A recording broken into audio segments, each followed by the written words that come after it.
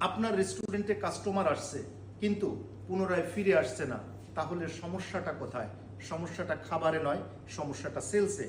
আমরা অনেকেই মনে করি ভালো খাবার মানে ভালো সেলস। নিঃসন্দেহে ভালো খাবার সেলসের একটি মূল উপাদান, কিন্তু পরিপূর্ণ উপাদান নয়। আমাদেরকে মনে রাখতে হবে, বা মূল সত্য হলো ভালো খাবার মানুষকে আকর্ষণ করে, আর ভালো অভিজ্ঞতা মানুষকে বারবার ওই রেস্টুরেন্টে ফিরিয়ে আনে। আসুন এবার আমরা দেখব রেস্টুরেন্ট সেলস বৃদ্ধির 3টি স্মার্ট কৌশল। Number 1, warm welcome. প্রথম 10 সেকেন্ডের মধ্যেই কাস্টমারের মন জয় করে নিন। Number 2, suggestive selling. Suggestive selling এখানে আসলে আপ সেলিং এবং ক্রস সেলিং করতে হবে আপনাকে।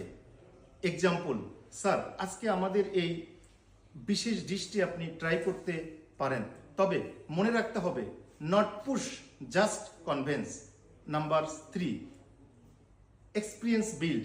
এক্সপিরিয়েন্স বিল্ড অর্থাৎ আপনার বডি ল্যাঙ্গুয়েজ, আপনার ভাষা, আপনার তাকানো এমন হতে হবে যেন কাস্টমার ফিল করে আপনি তার পূর্ব পরিচিত, আপনার উপরে সে ভরসা করতে পারে। তাহলেই কাস্টমার বারবার ফিরে আসবে।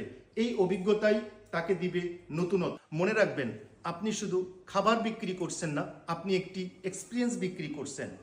So don't just serve food, create your experience and grow your sales. Thank you.